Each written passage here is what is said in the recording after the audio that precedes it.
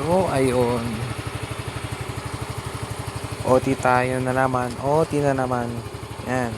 Problema nito ay error 46. Pero nandun naman siya.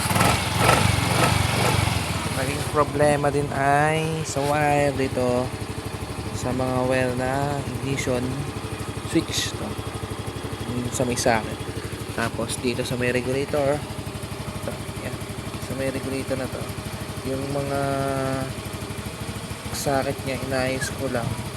So nilinis ko na rin yan para yung daloy ng kanyang kuryente ay dire-diretso.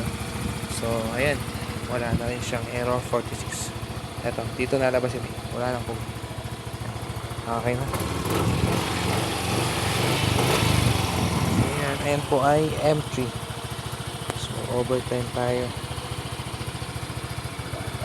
Labo ng camera ko. Yun. Ayan, okay na.